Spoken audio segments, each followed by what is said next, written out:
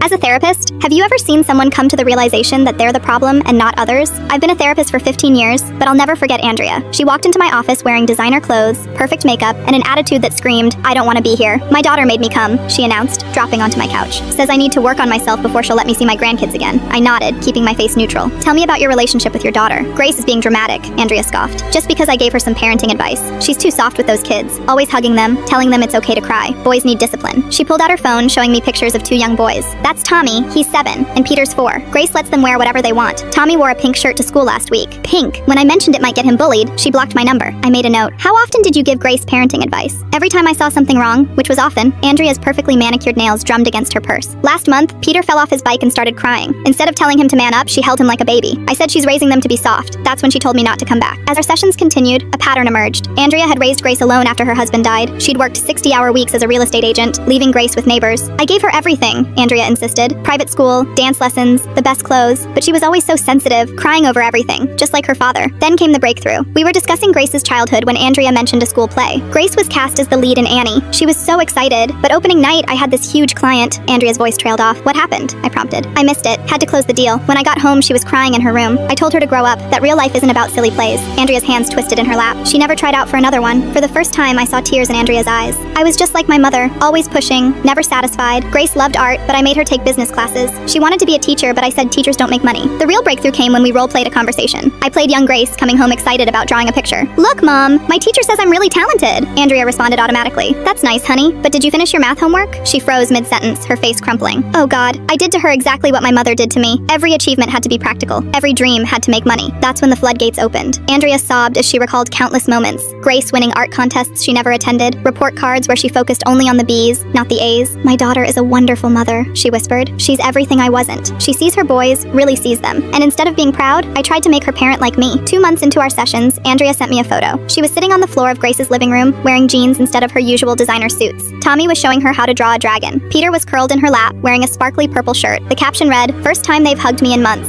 Grace says if I keep working on myself, I can come over every weekend. Never thought I'd say this, but that dragon looks pretty good in pink." Last week, Andrea came in beaming. "Grace invited me to Tommy's school play. He's playing a tree. The old me would have said that's ridiculous. Instead, I'm helping him practice his lines." "Did you know trees can have whole monologues?" She paused, wiping her eyes. "I almost lost them because I couldn't see that I was the problem. Now I'm finally becoming the mother and grandmother they deserve."